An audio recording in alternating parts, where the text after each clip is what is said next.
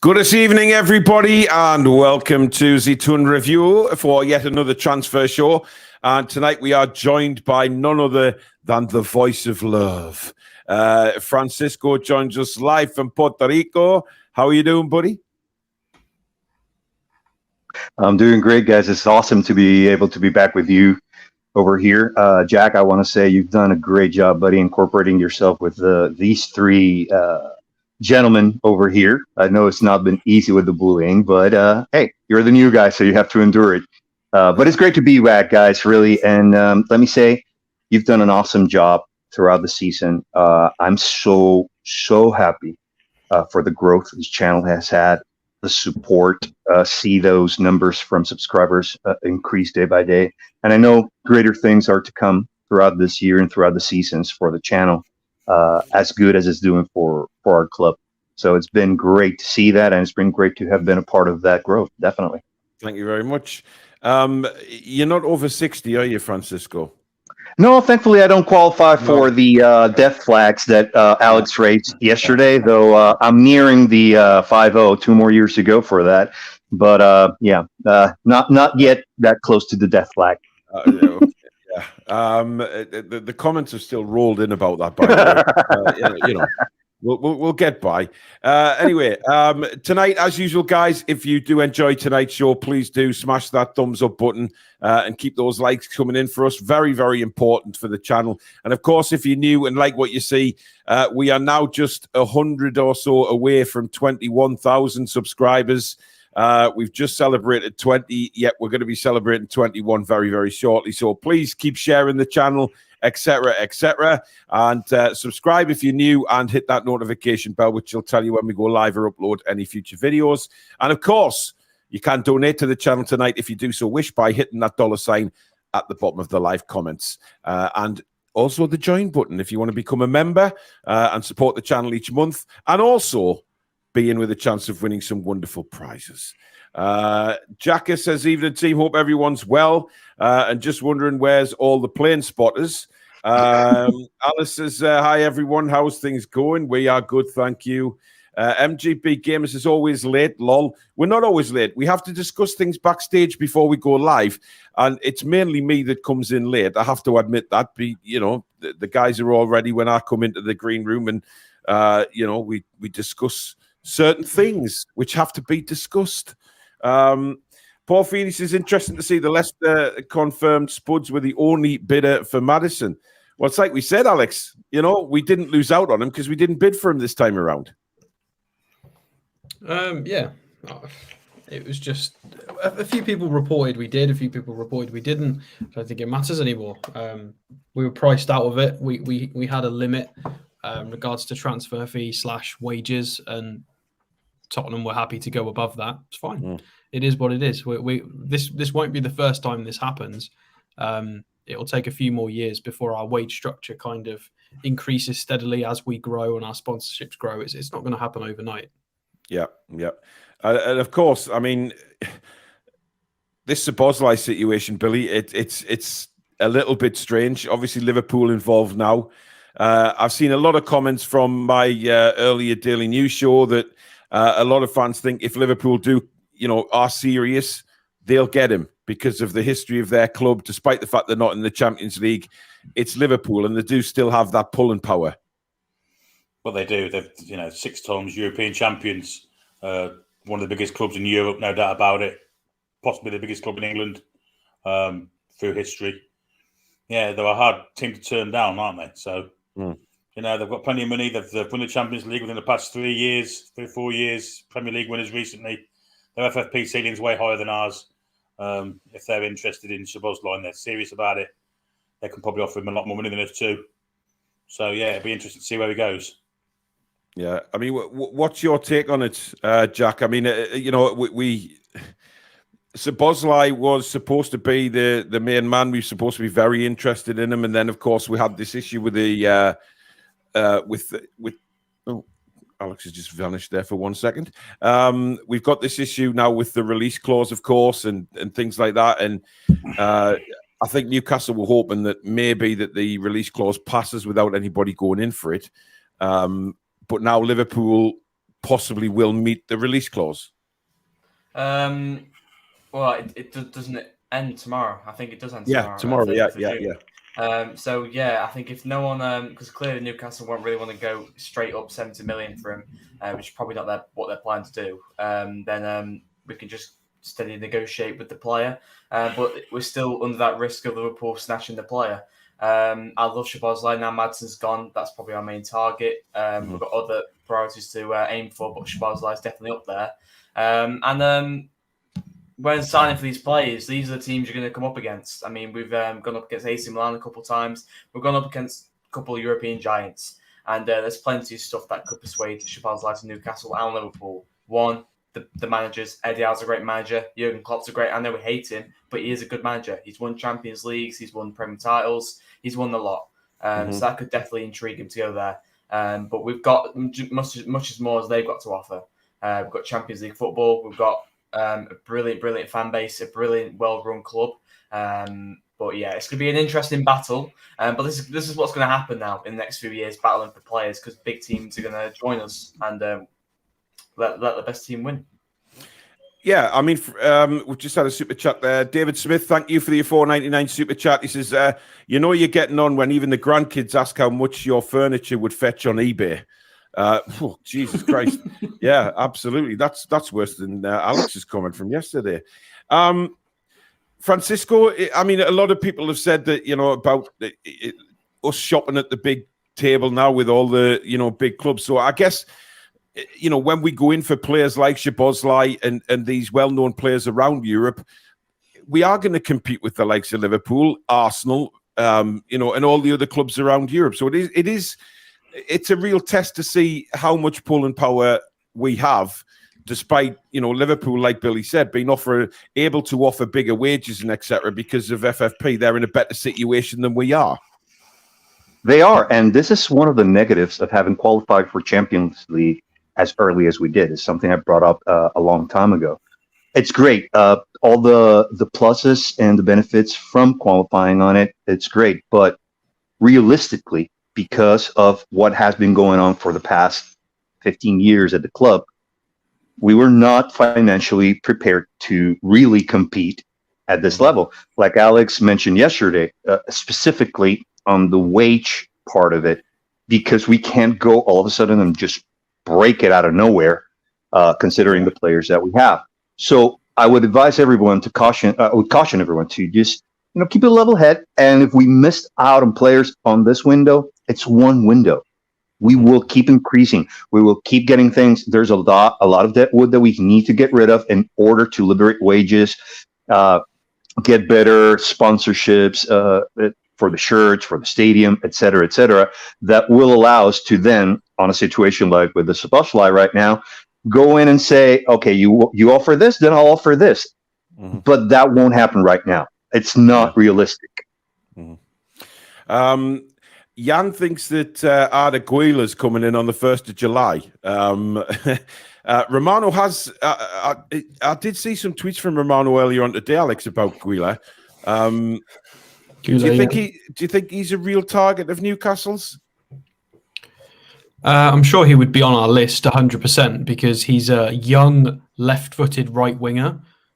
He fits the kind of criteria we're looking for. He maybe doesn't quite have the intensity part of his game yet, although there's no reason he can't do it. He looks quite athletic. He does look a little bit slight, but it's not really stopping him in Turkey. And there's quite a lot of powerhouses in the Turkish league, to be fair.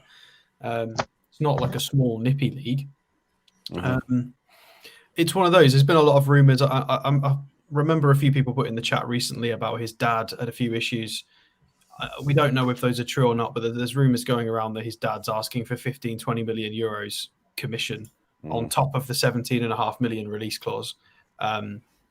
I don't know if that's true, but if there's any truth in that, then he's not going to get a move to wherever he... There was a lot of reports on it. A lot of reports saying that he was asking for absolutely ridiculous money. Daniel, he says, "Hi guys, sorry, it's been a while. Been in hospital recovering from heart surgery, but I'm still here." Daniel, that's good to know. As long as you're not over 60, mate, you're fine. You will make a full recovery. Leighton says, "Guys, Paqueta is not happy at West Ham. Changed his agent and wants to leave for footballing reasons. Probably negative football. Seen a few West Ham videos and it's genuine." I mean, I'm not going to start all this Paqueta nonsense again. I mean, look, we did that all summer last year and it came to nothing. So Predator says he detests Liverpool with every fibre in his body. Stephen Missy, good afternoon from Detroit. Motor City, of course, although it's not so much a Motor City these days, but it will always keep the name of Motor City. Without a shadow of a doubt. JB says Liverpool can't afford him without Champions League. Check their accounts and wage bill. Now Trent moving position tells me we're getting him. Interesting that, isn't it, Billy? Because Trent played in midfield for England the last 2 games and did very, very well. Do you think Jurgen would contemplate moving him into that position?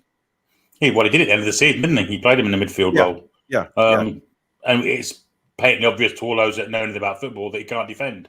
So to push him in midfield and get him involved more, because he's got a beautiful right foot, seems to be the reasonable thing to do. Yeah, I think he will play midfield next season. He's kind of cemented maybe a reserve place in midfield for the England side. So I think once Bellingham's fit, he'll move him back out again. Well, the potential to play Bellingham, Rice and Trent in the same midfield is pretty mouthful, I've got to say. Tonali is a Geordie, says apparently our club turnover is 140 million. So does that mean we can spend 140 million? And that's not how it works, no. I think we need to do another piece on FFP very, very soon. So that will be coming up very, very soon. Julie J says we should keep quiet about who we get. The new cartel plan is to snatch anyone the Toon are going for. Lee, I take it you're very upset about Maddison. Don't worry, mate. There is other players there. But reach out to anyone if you need to, support. I mean, some people think it's as bad as Take That breaking up. But hey, there's other fish in the sea. Does the window shut tomorrow, says Stu? Absolutely not. Come on, Stu, you know when it ends. Or you're just being sarcastic because everybody's panicking about Szoboszlai. Liverpool are linked with Lavia and Barella. Are they doing a Chelsea and just buy everyone? Yeah, they're definitely interested in Barella. I've seen that. Lavia, I mean, he's somebody that Alex likes. He's certainly a player that's played very well for Southampton. But is he a player that we would look at? I'm not so sure we've ever been linked, have we? I do really like Lavia, but I've said this about Southampton before. All the plaudits that Lavia and Ward-Prowse get, and the quality of certain players in that team, it's worth asking. Why did they have such little control of any game throughout the course of the season if they did have such impactful players? I don't know. It's always not settled very, very well with me, that the fact that they've got such good players on paper that profile really well, but couldn't control any game. But then they turned it on when they needed to. They put 4 goals past Liverpool and put in a cracking game. Yeah. I think that potentially it was there. They just didn't manage it right. So I think Lavia's fine. He will end up. As much as I'm going to sound crazy here, but I think Southampton made a big error sacking Hassan Hoodle. They were too good to go down. They really could have definitely stayed up with the squad depth they had and the ability. I think it's the board's fault. That team was good enough to stay up, in my opinion. Yeah. Irani Granny, this is for you, Francisco. I'm going to read it out as best I can. Okay.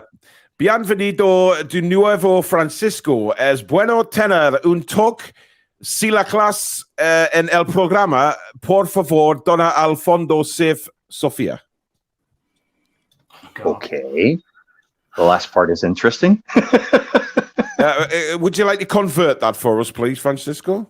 Yeah, welcome, Francisco. It's great to have a touch of class in the program. Please donate to the Sophia Fund, Safe Sophia Fund. Okay. I'm not sure what's going on with Sophia's fund. Uh, I didn't realize there was a fund. Jock says, if we continue to be a top team, we will have to get used to this by this now. I mean, Francisco, that's right, isn't it? We are going to have to get used to fighting the big boys for signings. Yes, we are. But this brings me to a point that I wanted to discuss with you guys, and it is the Dan Ashworth strategy of recruiting. If we go back to his performance in Brighton, he's made a lot of purchases which are the talk of the town in the big clubs, and they're trying to snatch them. And he has gotten them, many of them, from the South and Central American markets. And that's something that would still, I don't know if they're doing it right now, but that we haven't touched upon really seriously as of yet. Right now, like you said, we are competing with the big clubs for big names. And I don't know if we have to right now. In the future, yes, and we'll compete on par with them. But in the present, I don't know that we need to do that. We can shop elsewhere. Right now, if all the Tonali things are true, and tomorrow or the next couple of days, he finally, puts pen to paper and signs, that's a great signing of a great name that big clubs are interested in. Now we can start shopping in other areas that we do need. Because I keep hearing, like you said, the Shabashlies, the Lavia, and everything. In my opinion, if we get Tonali, we don't need another starting CM. We need a starting right wing and a starting left back right now. Yeah, we need depth, definitely. That we need good depth to compete in the PL and the Premier, in the Cups and everything, and to have depth for the Champions League. Yes, but I don't think central midfielder is a necessity right now for the first 11 to compete in the Champions and Premier League. Yeah. Alex, I know you have access to StreamYard now, but I'm the host. Stop putting things on the screen. Honestly, I didn't know it would force it on when I screen shared. My apologies. Unbelievable. I've been there, mate. I've been there. Yeah. I mean, anyway, we've seen who the first player is tonight now. So, but anyway, Jack, are you expecting Tonali tomorrow? Well, I think they did say. I think Keith Allen did say he's going to fly out tomorrow. So I think he will complete his medical tomorrow. Go straight to St James's, get announced. So I think he'll be announced tomorrow. Does that mean I need to get to St James's Park at some point tomorrow and film from St James's? Yeah, just call the plane spotters. Well, you what, Alex? Adam P on speed dial. Yeah, he'd be there. Adam will be there. He'll be there from 6 o'clock in the morning if there's any sniff of that happening. But the problem is that there's obviously this. Let's not go there. Ian says, I love Detroit Airport. It has the coolest underground tunnel connecting terminals. Special light and sound show. Well, I will sleep better knowing that, Ian. Thank you very much for that. Stu says, and what a proper Bell End Tottenham fan on Twitter today. I mean, listen, it was just... Oh, God.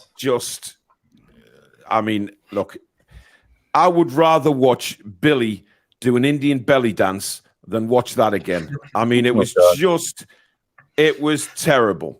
It was rotten. What about belly dance after an Indian meal?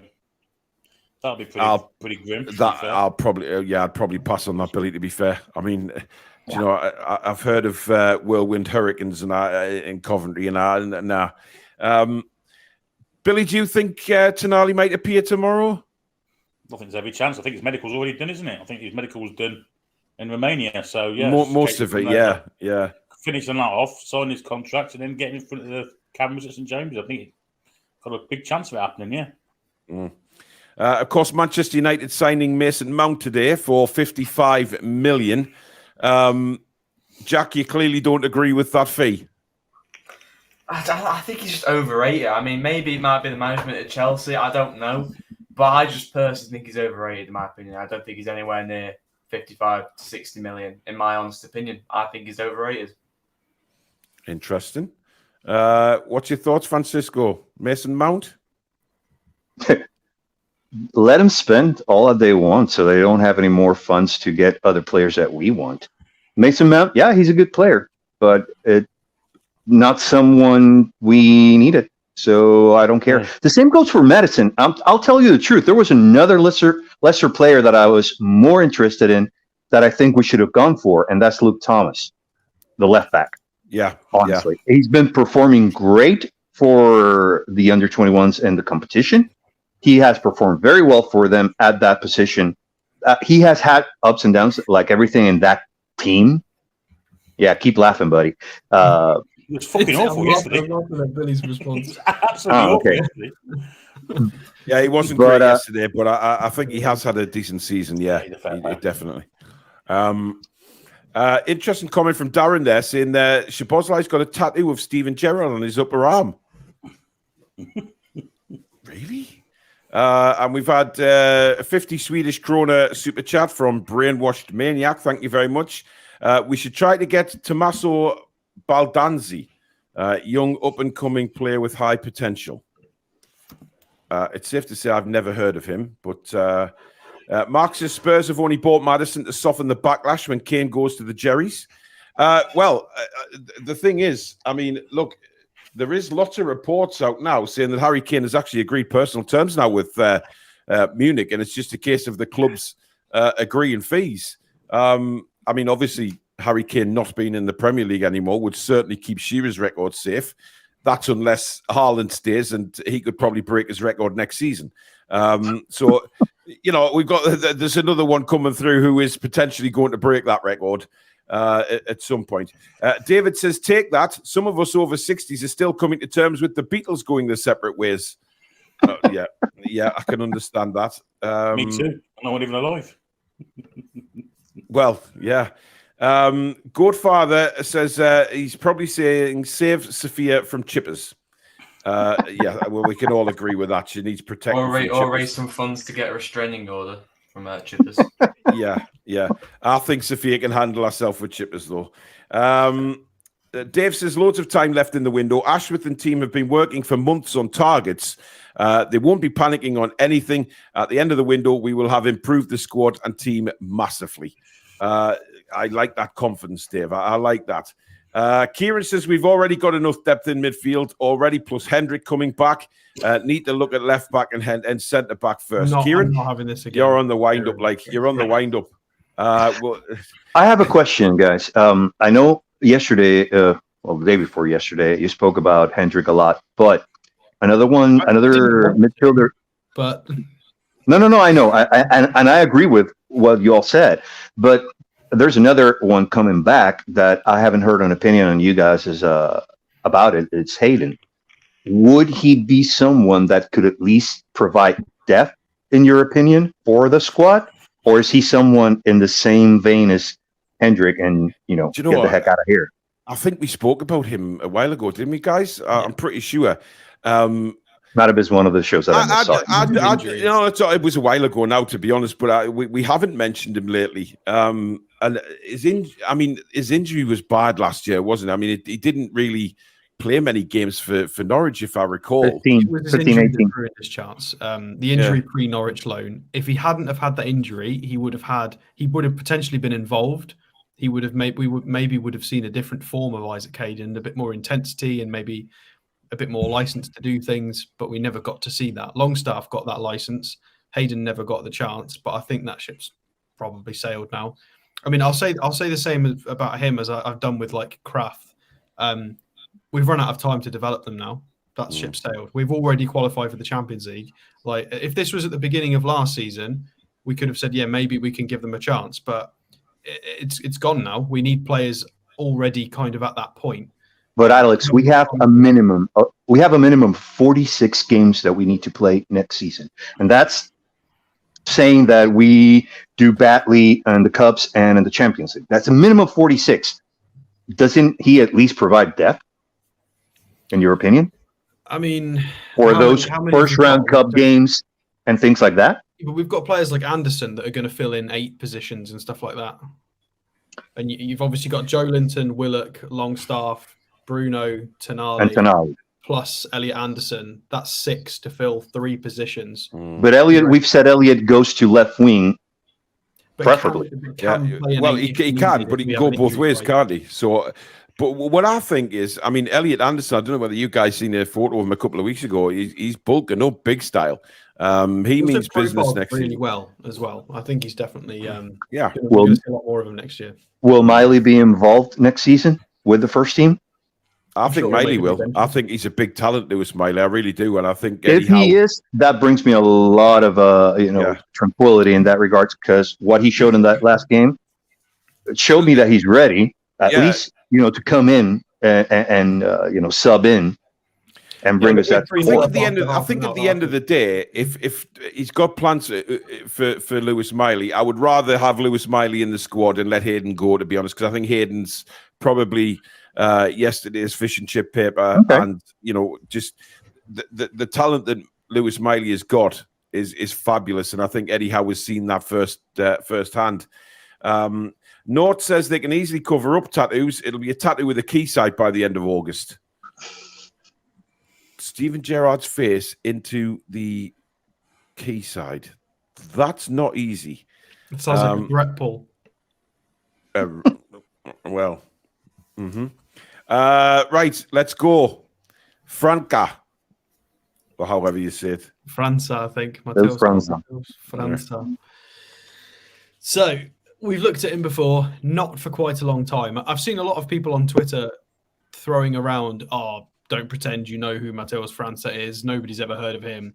If you watch the Toon review, you've definitely seen him before, because we've talked about him I think on 2 or 3 transfer shows. We looked at him in January. We also looked at him potentially the year before as well. I remember it was when I first came back to the UK. It was in the summer of last year when we looked at who did we look at? We looked at a bunch of people when we were linked with Barbosa for a few months. We were also linked with Andre Santos before he went to Chelsea, and Matheus Franca as well. So we were linked with a bunch of Brazilians.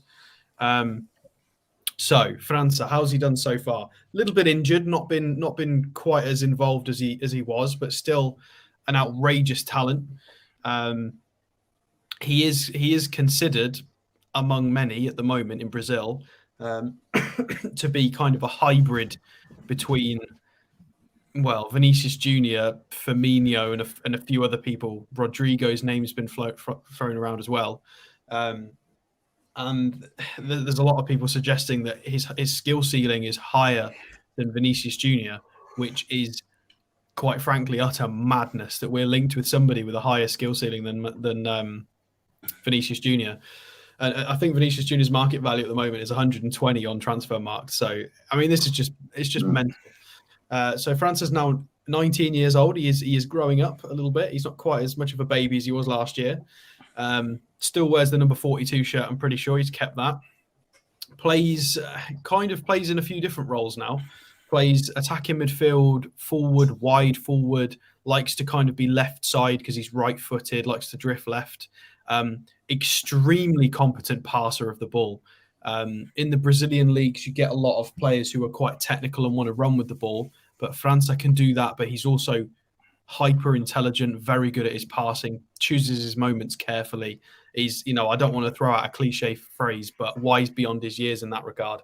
Flamengo actually do play on Saturday night. It's quite late at night, but I think Franca's recovering from a groin injury, so I'm not sure if he's going to be involved, but I'll have to wait and see. But it's definitely worth, if anybody is around at those sorts of times. I think they typically play around 1 a.m. Flamengo third in the Brazilian league at the moment. So let's scroll down and have a look at the business end. So this is based on 1,136 minutes. The Brazilian league's all over the place because I can't remember what they're doing this year, because it was like March to December last year because they had to squeeze everything up for the World Cup. It got really complicated. This year's gone back to normal, but they also play a knockout table as well as a league. It's really complicated in South America. It's the same as America. I don't know why they do football in such a funny way. But anyway, he's got 1,100 minutes of data that we can have a look at. So this is comparing him to not the big 5 leagues in Europe. This will be the other 8 that they compare. So like the Mexican League, you'll have the Portuguese League, the Eredivisie, the Championship. So some reasonable leagues he's being compared against. It's not terrible. And he profiles extremely, extremely well here. So you can see progressive passes and carries for, let's be honest, a child is very, very competent there, well above average for ball progression in both regards. Successful take-ons is through the roof in the 90th percentile. His defensive metrics are through the roof for an offensive midfielder. And then you can see his non-penalty XG, his shots total. All of the bits that really count are very, very high. So it's either average or very good. And then if we move his metrics to be a forward, which he kind of is as well, it just gets even more ridiculous. Jesus. Wow. So, yeah, he's rather good. He is rather good. So I found a little graphic. This is from his 2022 data. So this is from StatsBomb. You can see Matheus Franca last season as an 18-year-old, and this is his data against the league average in his position. So you can see how much more he's getting away in terms of shots, successful dribbles, touches in the box, shot touch percentage, pressure regains is much higher as well. All the kind of data that we would really appreciate at our club. Somebody who's got a high technical ability, somebody who can pressure very, very well, and regain it as well as just do the pressure bit. He's putting up the numbers in front of goal as well. He's very young. He can develop. This kid's going to be like, remember his name, because I said this last year, but remember his name because he's going to get a move somewhere and he's going to be, it's true to believe that we had sort of Neymar, Vinicius Jr. This is the next guy. Like that is the general consensus that this is going to be that next guy. It's just how tall is he, Alex? Because it didn't say in the bio. How what? Sorry. How tall? How tall is he? That is a good question, actually. Yeah, the bio didn't say. It might tell us on his sofa score. It says 184. What's that in real money? I'm not even going to attempt to answer that. 184? It's probably like 6 foot-ish. Yeah, 6 foot, I'd say. So his physicality's there, pressure regains, That's height, good. as well as his intelligence, his passing, his dribbling, his technical ability. Like it's all there. It is all there for you to see. Not as much interesting stuff to show you on SofaScore because he is being integrated carefully into the Flamengo side. He's not getting all of the minutes, unfortunately. The decent appearance here against Bahia in May, so that was a little while ago now. He got a goal. Oh my God! Every time we click on a Brazilian game, it's just red cards galore constantly. They just cannot control themselves in that country. That's pretty much what it's like. I didn't even know that was there, but it's every bloody time we do Brazil. There's Gabigol as well. Some familiar names in Flamengo, as you may remember. You've got David Luiz is in the heart of the central defence there. You've also got Everton, who we see in the major tournaments for Brazil. He's been involved a lot recently. And Gabriel Barbosa, who, of course, is a Football Manager legend. It didn't quite work out in Brazil for him. And he did throw quite a strop when he didn't get put into the Brazil World Cup squad. I think he put a lot of bad things on Instagram. He's pretty much, his international career is dead now, unless they get a new manager. Anyway, Matheus Franca. So he's played on the right side of the midfield in a funny 3-4-3, whatever this is meant to be, a 3-4-2-1. But it's met with a massive sense of attacking intent there. He's definitely not a wing back. And you can see that by the heat map. He got his goal with sort of half an XG there. Wasn't involved overly. He did get subbed off. One non-successful dribble. He has tried 4 shots though, so he's constantly trying to be involved in offensive moves. Okay, physically there, not too much going on. I'm not sure at what minute he got substituted off, but let's have a look at one more game because there's not too much here. What we got? Look at all these bloody tournaments. Brasileiro Serie A, you've got Copa de Brasil, you've got Libertadores as well, and whatever this is. I don't know what Carioca is. I mean, Carioca is one of the Brazilian cups directly. There's so many different things they've got to play in. It's crazy. It's mental. It is crazy. The Libertadores alone is a very long tournament. Well, yeah. It's basically their version of the Champions League for South America. So yeah. So very, very versatile, as you can see. He's used up front, attacking midfielder. He's been used as sort of a right wing back that's aggressive. He's playing on the left side now. Alex, what is Wesley his brother? I don't know. No, I'm just saying in the previous game we looked at, he was here. Yeah, but yeah. In this game, I'm he's just up wondering here. if they're related. I'm not sure if they're possibly. You never know. It is funny that they're 42, 43. You never know. There might be something in that. Yeah. So very, very versatile. You can see here quite a lively heat map favouring the left side. I mean, that was the position he was in. He got a goal. 3 shots he tried in that game, completed all of his dribbles, 4 of them. Competent physically there, again, being at that point, he was probably still 18, barely 19. So physically still doing very well. 2 fouls, drew a couple of free kicks for his team. It doesn't scream superstar from the specific games, but it's one of those players that you really, really need the eye test for. You can see based on the league average for where he plays that he's so much more competent, and he's a child. It's one of those that you really do need to watch with your own eyes.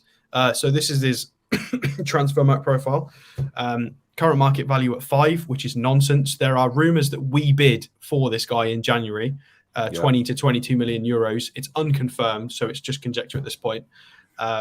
Also, Chelsea apparently have come to the table yesterday, interested, which concerns me. Makes me think we're probably not going to get him, because they did the same with Andre Santos. So I'm a little bit skeptical as to whether we're going to get him. I think it's safe to say we're interested, because his name's been around for a long time. Ian says that he's got a buyout clause of a mere 173 million. That doesn't sound right. There are rumours that they rejected a 22 million euro bid in January, and they wanted 25, which I feel like is a bit harsh. But I don't know if that's true or not. It might not be true. So his agency, we don't really know anybody from his late agency. It's all Brazilians. We're not going to know anybody. The highest valued player on their books is himself. So who knows? Yeah. Well, should we get? Where's his picture? Let's go up so you can all see what he looks like. There he is, Mr. 42 himself. I don't think we're going to get him. We might get him. You never know. I do truly believe we've actually tried to get this kid. I do believe the rumours. I think we've tried. I think he's definitely on a scouting list. I know we're not in the know here, but I'd like to think we've gone for this kid. I think he's good enough, and I think he's going to be one of the next superstars.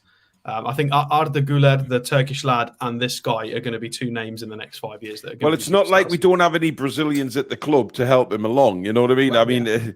Well, Bruno and obviously Joe Linton to sort of just ease him into England, really. Ian A says 12 months as a TTR member today. Thank you very much, Ian. Much appreciated, buddy. Right, Billy, what's your views on Franca? I think you were interested in this kid when we first had a word about him. Yeah, obviously those stats are phenomenal for a 19-year-old kid who's got a lot of what Eddie Howe likes. He likes the versatility of attacking players, and we saw there where he's been playing. I'd love to see someone like him, and preferably him. Obviously, he's the one that's causing the most, ripples of adoration around the European transfer market. Yeah, I'd love to see him come in. And if we could get him, it would be a statement, I think. I think it would be a statement to sign someone that's perceivably to be the next Neymar, Vinny Jr., whoever. It'd be a fantastic statement signing for us, even though he's only 19 years of age. Jack? Seems a great talent. Like when Alex said, there's Neymar, then there's Vinny, and then there's Franca. Seems a proper player. And if we get him, then we've got a proper player on our hands here. And he's looking like the next big thing. And them stats speak for itself. I mean, he's clearly a dribbler. He clearly likes taking people on. And he seems to have a good shot on them as well. So, class player. He's a dribbly boy, as Alex would like to say. Francisco, is that somebody that would excite you coming into Newcastle? He looks amazing, but the only question I have, can we use him this year? I don't know if he's capped. And that's the thing. He looks amazing. I would love to have him. But right now, we have 2 players of the similar positions that are going to be on loan that we can't use. And I know we want to develop for the future, but there are needs right now. I would love that guy. This guy looks amazing. That whole green chart that you showed on both positions is amazing. But I am worried again about players that we can use right now. Yeah. He may be usable right now, but again, he's got 6 caps for the under 16s Brazil side. He's not capped at under 17s or under 18s level, or the under 20s. So I don't know. Do you not find that a bit bizarre, Alex, that he's not being capped by the age groups above 16? Who knows? It is a bit strange. I've not looked into it too much. I mean, I'm going to do a bit more digging, to be fair. I've been interested in Brazilian football for quite a while. It's just about time. So obviously, I don't think watch-alongs or anything would be super appropriate because they would be very late, and I don't think there would be enough of an interest. But I might start looking into the Discord a little bit more. So potentially, I might try and organise it on the Toon Review Discord, maybe doing maybe trying to watch some Brazilian stuff at some point when it's late at night. There you go, guys. You want to join Alex for some Brazilian football? That could be coming up. Scott says, what about the Cellar tournament at St. James's? Well, look, this hasn't been confirmed by the club or anybody at the minute. This is reports that have gone around today, and I did mention this in the earlier show. They're looking at potentially doing a little bit similar to what they did last season and playing on a Saturday and Sunday. The dates provisionally are going to be the 5th and 6th of August, which is a week before the Premier League kicks off. But it's like a 4-team tournament this time. So you've got Newcastle, Fiorentina, Villarreal, and Nice from League 1 to come over. And obviously 2 semi-finals on the Saturday, a third place playoff in the final on the Sunday. So you'd still get 2 games in. Good idea, guys. Without I like it. Yeah.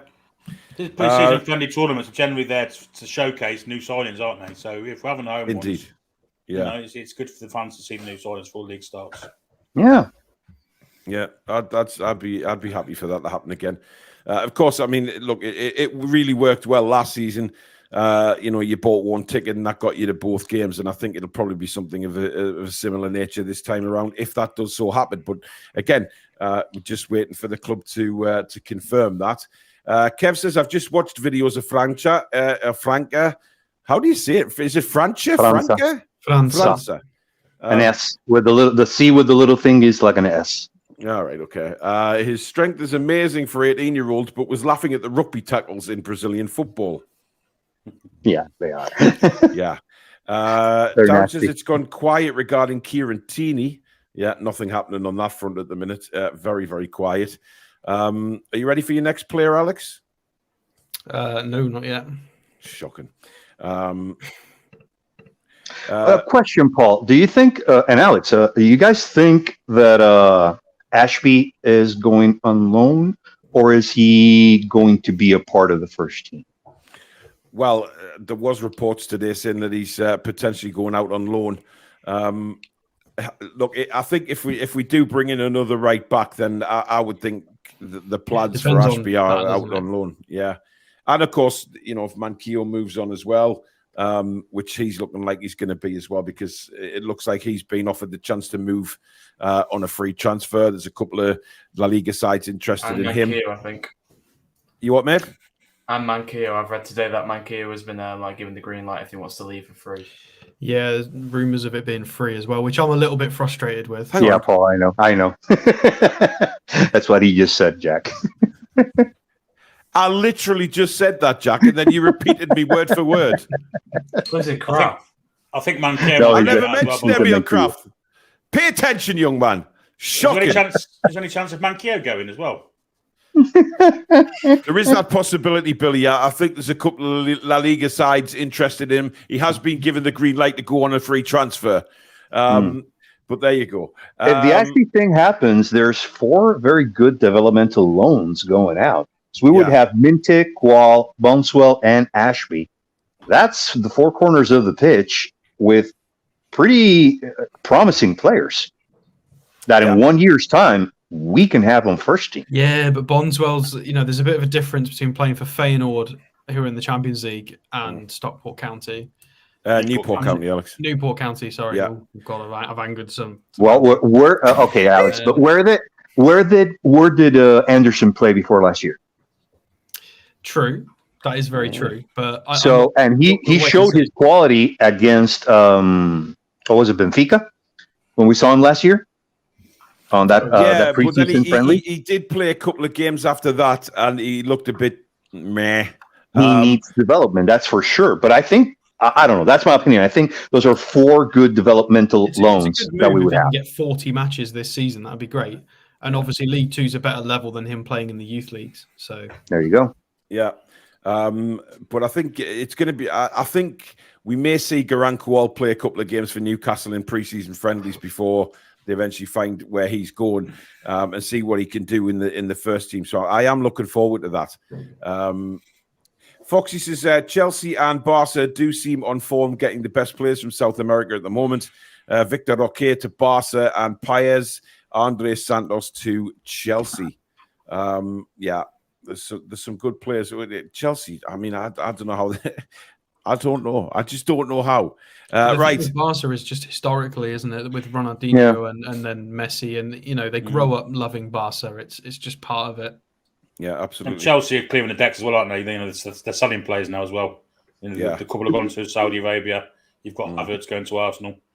Look, and let's keep in mind, Brazil is not the only South American country that produces great players. You have Argentina, you have Ecuador, you have Colombia, you have Peru right now, who's developing some great players that are going off to other parts of Europe. So, well, we know one there's other was very markets. successful at the Toon, and it's all to do with Nobby Solano because he started an academy over there, hasn't he? So. It's all to do with Norberto. Absolutely. Right, we've got nearly 1,000 watching again tonight, guys. So thank you very much for your viewing. If you are enjoying it, don't forget to hit that thumbs up button, guys. It's so important to the channel. And of course, if you're new and like what you see, please hit the subscribe button. Come and be part of this amazing community and hit the notification bell, which will let you know when we go live or we upload any future videos. And of course, you can become a member of the Toon Review if you do wish by hitting the join button just underneath us. You will then be entered into a prize draw every time we do one for members, and you donate to the channel every month. You can donate right now if you do wish by hitting that $ underneath the live comments, and that will take you through to a payment method. And you can find the Toon Review on all social media. So there you go. Graham says Andy Brassel said only yesterday Franca was very raw. Said he would do 3 good things a game, and the rest you would be scratching your head thinking, what is this kid doing? And the majority of people disagree with him. So They do. even if he were right, he's a kid. Yeah, he's 19. He's raw. He's going to be 19. He's going to be raw at 19, isn't he? A strange thing to say. Right, next player up is Lewis Hall. Yeah, this is an interesting one. I mean, we've been linked, so we get to review him. I don't know why. I don't know for what reason Chelsea would let him go though. Because I think he's really good and really promising and young. I can't see this ever happening. But he's been linked, so maybe if they're in a position where they need to, but I don't think they're in that position. So you may remember he played against us in the final game of the season for Chelsea, and I thought he was exceptional. I thought he did very well against us. For an 18-year-old, I think he's been brilliant for the minutes he's played in the season. 9 appearances, 654 minutes. Arguably could have got a goal with his 0.9 XG there as well. And should have had 2 assists, but people just couldn't finish their dinner at Chelsea last year. He accumulated 2.3 expected assists there. So, but let's, before we scroll down, 5'10", but I mean, you could argue that he's probably going to grow a bit physically, maybe not in height, but stature, he's definitely going to grow. Bulk, well, yeah, stature, bulk, whatever it is. Let's scroll down and have a look at the important bits. Girth.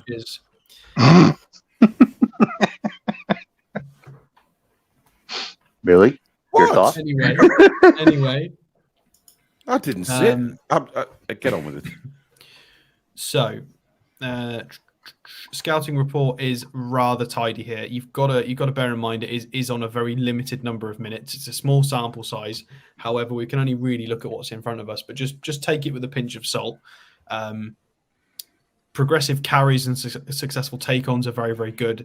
He's good at progressing the ball via dribbling as a fullback. He's very energetic, very positive. His passes are really, really high up there with nearly 59 passes attempted per game. His pass completion rate is also really, really good for a fullback. Shot creating actions is through the roof in the 95th percentile there at nearly 3.6. Shots 1.5 per game on average for a fullback, again, is great. Really, really, really healthy. And then his defensive output is really, really high. A lot of touches in the penalty area as well for a fullback. it just profiles really, really nicely. And I think this is one of those players that is great on the eye and in the data. I thought he was great. I've watched him. I've probably only seen him maybe 2 or 3 games this season out of his 600 odd minutes. And the few times I've seen him, I thought he was absolutely excellent, especially for his age when you consider he's still 18 years old. And then when you look at who he's been compared to based on how he's profiling data-wise, you've got Reece James and Ben Chilwell, obviously both at the club as well.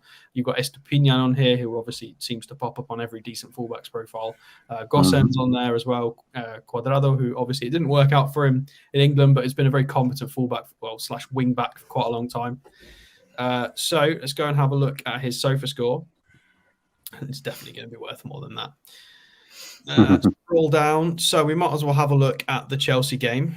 So he dropped a 7.4. Oh, look at that. Maxi with the highest rating. Funny that. Anyway. Lewis Hall left back in a 4-2-3-1. So very, very aggressive heat map here. Looks like he was either taking corners or involved in short corner routines. I can't remember exactly if he was. I'm going to go back and check it, whether he was taking them or so crazy heat map here. So can we score across any more? Yes, we can. There we go. So he arguably should have got an assist in this game. A couple of clearances, 4 tackles and an interception. So very, very good defensive work for a young fullback of that nature. 5 out of 9 ground duels.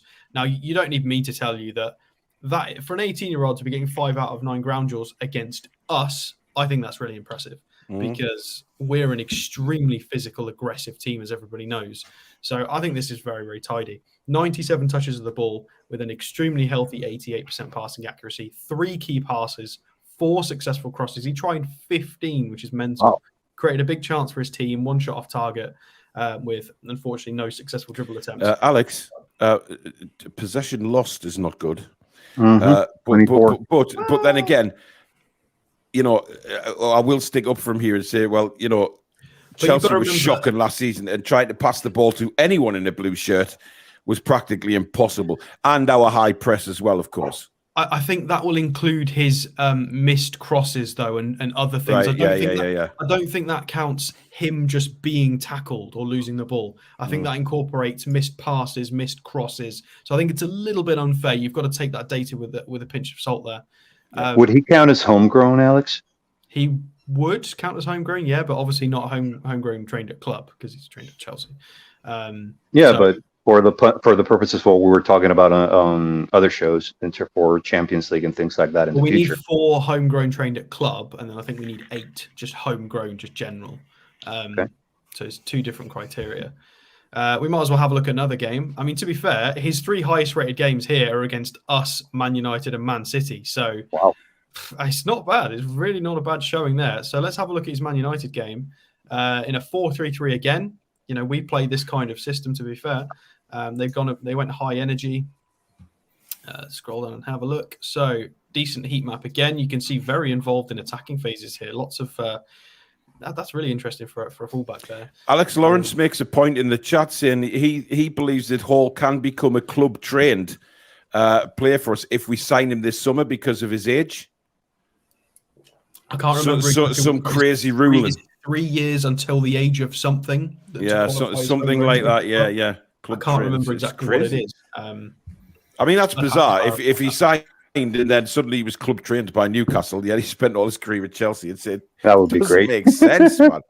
It's crazy. So another game where he's put up 0.41 expected assists. So he's putting up sort of 0.4 of an assist per game, which is really, really tidy there. 8 out of 8 ground duels, again, for an 18-year-old against Manchester United is extremely good. So who was he up against? Anthony, I think. and Martial floating. So incredible from Hall. 90% passing. Man United won that game 4-1, but with the second best side, and Chelsea should have been 3 or 4 up at half time. Well, Chelsea did that a few times, didn't they? They had a few games where they were dominant, but lost it. Yeah. But that's a good showing. No matter, it's a great showing. But look at this is mental. 90% passing accuracy, 3 key passes, 5 out of 6 long balls completed, a couple of crosses, created 2 big chances for his teammates, had a shot on target as a fullback, and completed all 6 of his attempted 6 dribbles. For an 18-year-old fullback in a game of that caliber, I think that's very good. And we might as well finish off by looking at the Man City game, because why not? They are the best team in the world. They've just won the treble. So he was up against Mahrez, Rico Lewis, Carl Walker, all down that right-hand side. They play, and I would think Phil Foden at a couple of occasions would have gone out there as well. So potentially, that isn't too bad at all, is it? Wing-back appearance, only played the 81 minutes.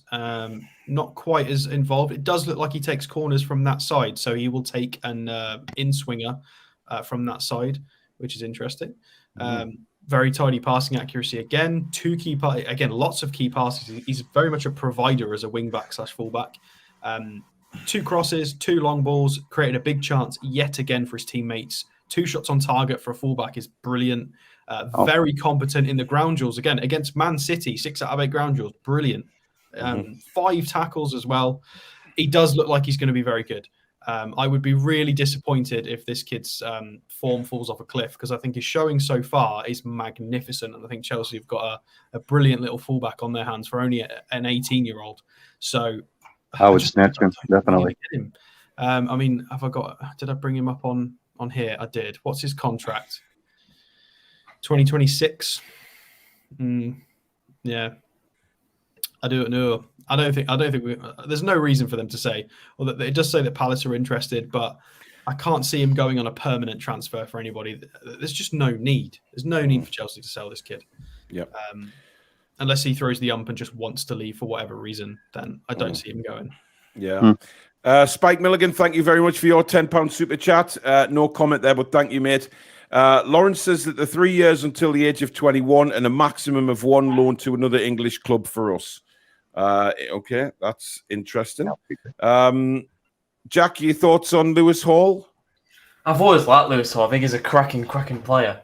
I remember that last game of the season against Chelsea. All I saw was him running down the left-hand side. He was absolutely electric on the left-hand side, and he really showed some talent.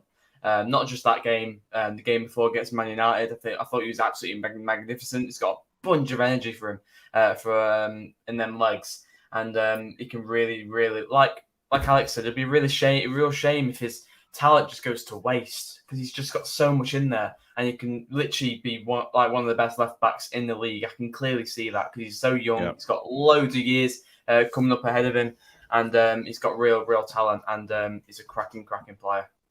Billy?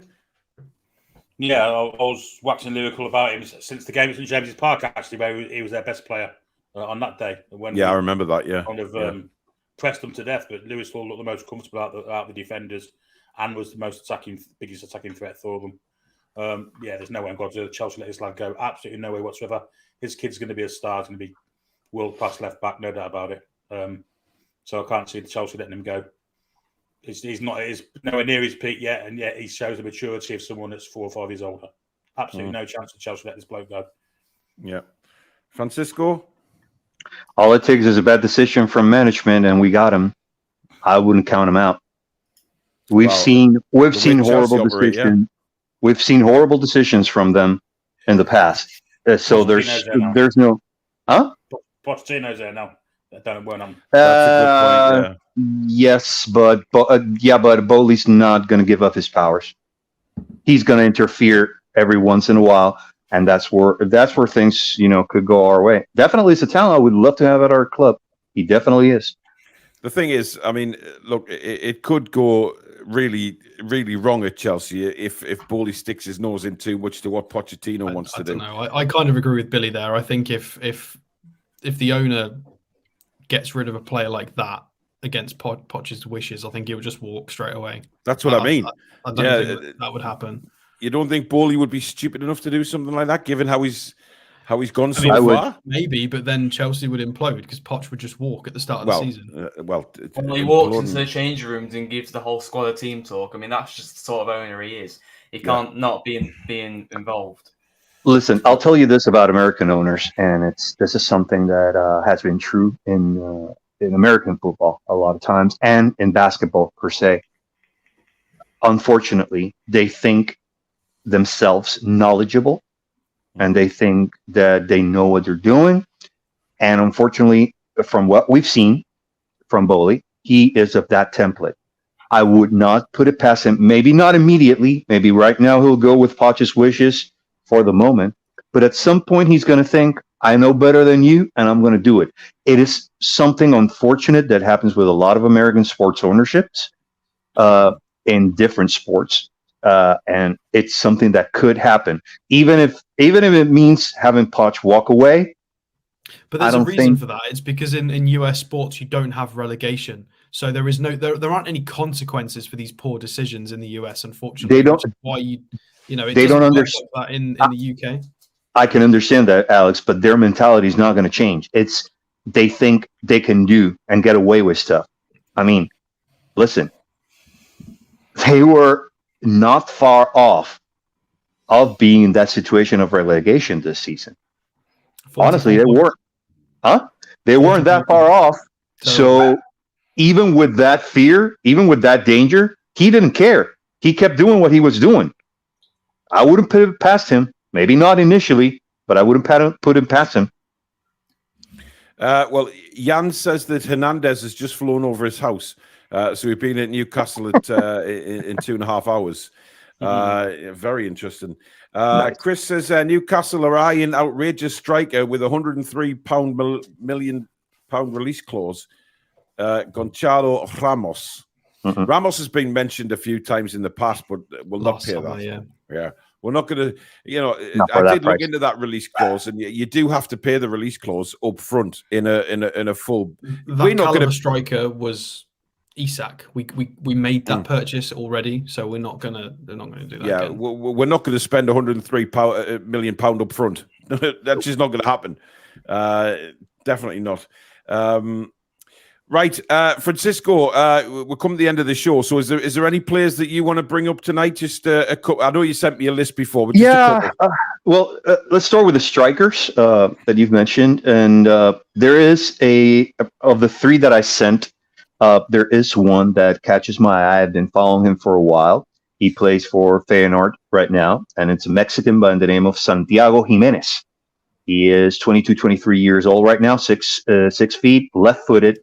And in 21 games played, he scored 15 goals and 2 assists for Feyenoord. It is very good. He's very mobile, very fast, and very bulked up, like we were talking about. He has the body and the physicality to stand up to center backs of the Premier League. In terms of wingers, we've known this, or we've heard this name before, not for us, but for other transfers, which is Johan Bakayoko from PSV. That's another young lad. But in that same vein, another lad who's a little bit older, plays for Toulouse in France. It is Zakaria Abuklal. He's Moroccan, I'm sorry. In 28 games, he contributed 10 goals and 5 assists, left-footed right winger, which is something that we've been saying we need and we're looking for. In terms of center midfielders, going back to the Eredivisie, this is from Ajax, Kenneth Taylor. In 29 games, 8 goals, 3 assists, left-footed as well. Yeah. And although he didn't declare for England. I think he declared for Netherlands or Belgium. Yeah.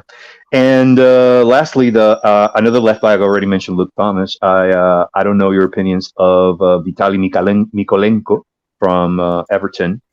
And in terms of center backs, a newly promoted team, Sheffield United, has a gentleman by the name of Anel Ahmedhodzic. 24. He's a good player, him. He's a unit. Yeah, he is. 6'3", right-footed, 24 years old. He was a key part of their defense during the championship this year. Those are names that I've been following for a while, and are examples of not necessarily huge names, which is what I was trying to imply. Maybe not these names, maybe they're not the guys, but I'm saying that. Listen, to all our listeners, to our viewers, if we miss out on big names at the moment, like I said at the beginning of the program, it's no problem. We're just getting started. We just qualified for Champions League. There is still a long way to go. There is still a lot of economical things to fix at the club. It's going to happen. We are not at the level where we can compete with wages and transfer fees with many of the traditional big clubs. Not yet, but we will. Right now, I think, to close it out, our most important thing that Eddie has done and the club has done since he came in, and this alludes to something you asked about Southampton before, Alex. We have a team. We have a team mentality. We've recruited players with that mentality. Southampton had a lot of players. They didn't have a team. Chelsea, during the majority of the season, had a bunch of great players. They didn't have a team. It's been shown. We have a team. Maybe player for player, they're not at the level at some of those other clubs, but as a team and a team mentality, they've shown what they can do. And if we go and buy players and get players with that mentality, with good ability, maybe not world class, but with great ability, and with that mentality, I'll be okay. Yeah, absolutely. Well said. Right, that is it for the transfer show tonight, guys. Thank you very much for tuning in. Over 900 again, which is just it just blows me away every time we do a show these days. So thank you very much. Thank you for your super chats. And of course, if you have enjoyed the show, please, before you leave, hit that thumbs up button. Vitally important for the channel. And of course, if you're new and like what you've seen, hit that subscribe button. Come and be part of this incredible community that we have here. As you've seen by the chat tonight, they are just incredible people. And we thank them every show for turning up. And also the notification bell, which will let you know when we go live or we upload any further videos. We are on all social media. We are all over it. We're on Twitter, we're on Instagram, we're on Facebook. Obviously, you can catch up with the guys on Twitter as well. They've got their own little handles there. And also the Discord as well, because I will have a look at that this weekend. Yeah, we'll try and get a link for the Discord, because it's a pain in the arse sometimes to try and get one that actually works. So we will get that sorted for you guys. Yeah, enjoy the rest of your night. Thank you very much to the mods.